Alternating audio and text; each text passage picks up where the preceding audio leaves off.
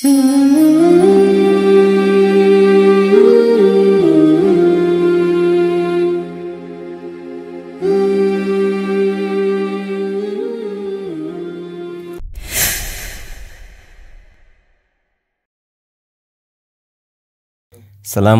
warahmatullahi wabarakatuh.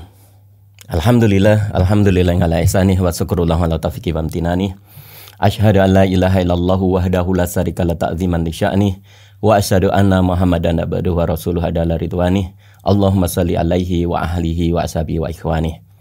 Sahabat TV muda rahimakumullah. Ada satu fenomena di lingkungan kita ketika bulan Ramadan, yakni betapa banyak saudara kita yang alhamdulillah sudah puasa Ramadan, tetapi pada kesehariannya kita tahu mereka belum melaksanakan sholat 5 waktu. Bagaimana hukumnya?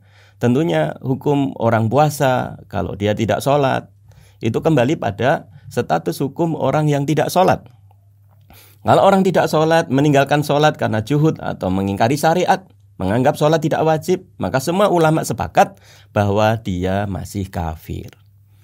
Akan tetapi kalau dia tidak sholat, meninggalkan sholat, barangkali karena malas atau karena merasa terlalu sibuk dan sebagainya, sehingga dia tidak melakukan sholat, tidak melaksanakan sholat, mereka meninggalkan sholat, para ulama berselisih pendapat. Pendapat pertama sama saja.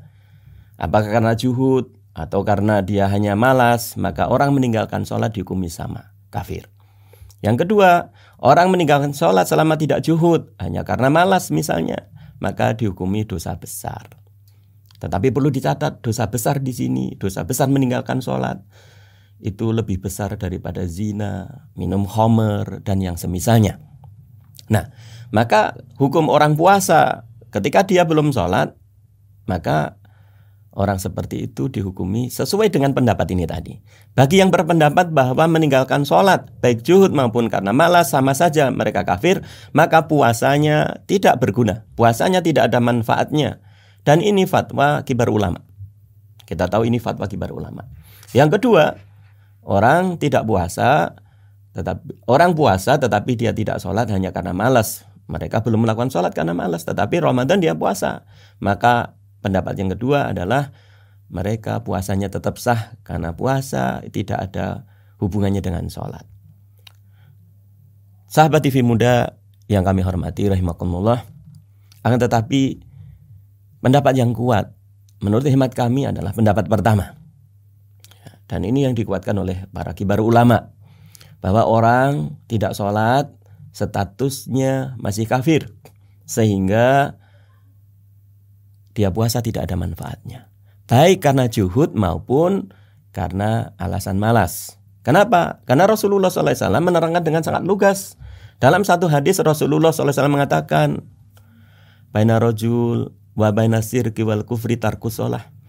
Batas seseorang dengan kesirikan dan kekafirannya adalah kalau dia meninggalkan sholat. Atau dalam hadis yang lain, al-ahdu alladhi bainana wa bainahum as-shalah. Man tarakaha faqad kafar. Batas atau perjanjian antara kita dengan mereka adalah sholat.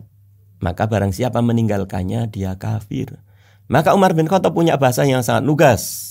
Bagaimana dia mengatakan la islama liman tarokas sholah. Tidak ada Islam bagi yang meninggalkan sholat.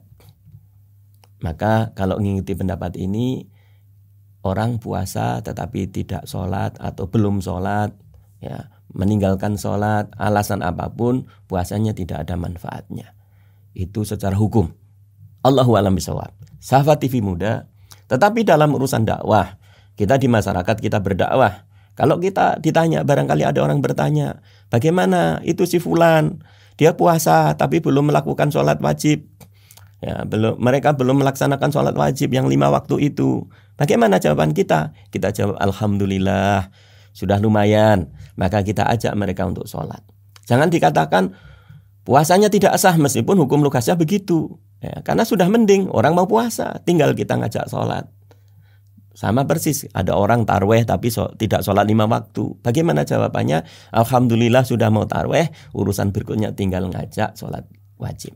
Maka kita katakan, Alhamdulillah, Anda sudah puasa. Maka kenapa tidak sholat sekalian? Karena dikhawatirkan puasa Anda tidak ada manfaatnya kalau Anda tidak melakukan sholat yang 5 waktu. Sahabat TV Muda, semoga ini bermanfaat. Allahu a'lam bishawab. Assalamualaikum warahmatullahi wabarakatuh.